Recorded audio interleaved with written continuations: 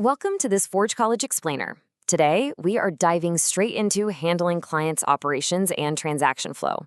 So, in our previous lesson using Solana client libraries in Rust, we got your code humming along perfectly on your local machine.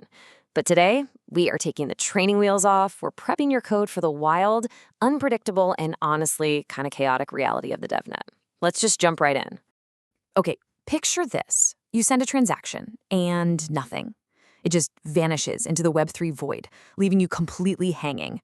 Sound familiar? Yeah, it happens to the best of us the second we step out of that cozy local environment.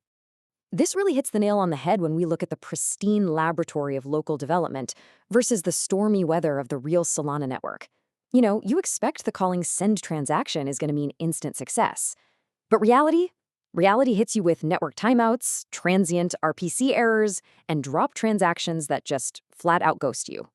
Here is our engineering blueprint for today. We'll hit our network reality check, look at submission versus confirmation, tackle expired block hashes, build out smart retries, and wrap it all up with logging and verification. All right, kicking things off with Section 1, Network Reality Check, the lost package. Think of sending a blockchain transaction exactly like using the postal system. So calling send transaction, that's literally just dropping the package in the mailbox. It absolutely does not mean it actually arrived at its destination. Which brings us right into Section 2, submission versus confirmation. So how do we actually get that delivery receipt? Well, instead of just crossing our fingers and hoping for the best, we have to explicitly ask the network for the signature status using a specific commitment level. Basically, we're pulling the RPC node to ensure finality. Trust, but verify, right? Moving on to Section 3, handling expired block hashes. Now, what happens if the postal system is running sluggish and your package gets delayed? On Solana, every single transaction needs this time-sensitive stamp called a recent block hash. It's there to prevent transaction replay. And here's the kicker. If you submit with an old one, the network just rejects it to prevent duplicate attacks. The stamp literally expires. And that leads us to our ultimate nemesis for today, BlockHashNotFound. When you see this error message, it's a huge red flag, signaling your stamp expired, your transaction was dropped, and you're going to need a fresh one before retrying. So how do we fight back? Let's get into Section 4, smart retry strategies. When we face those transient RPC errors, we can't just mash the retry button in a total panic. That is terrible for the RPC endpoints. Instead, we protect the network by pacing our subsequent attempts. We call this exponential backoff. The trick here is to double the wait time after each failed attempt. That lets the network breathe.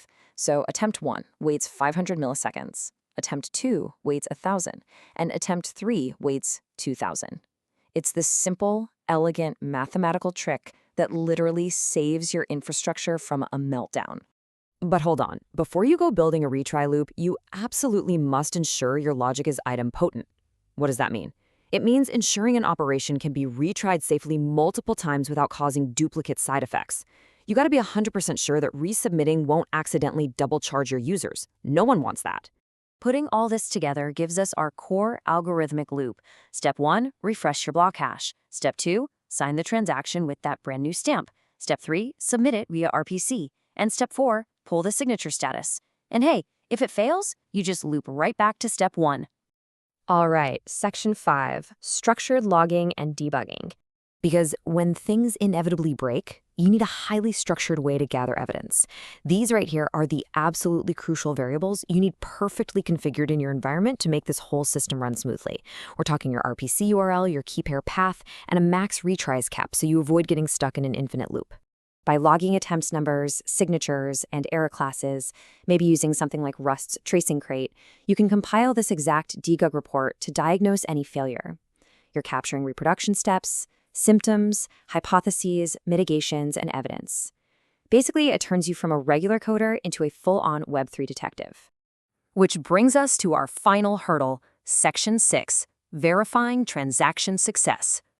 We need to prove that our resilient client actually conquered the devnet.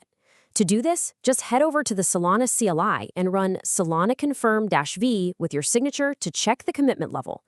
I'm telling you, the most satisfying moment is seeing that confirm status pop up in your terminal.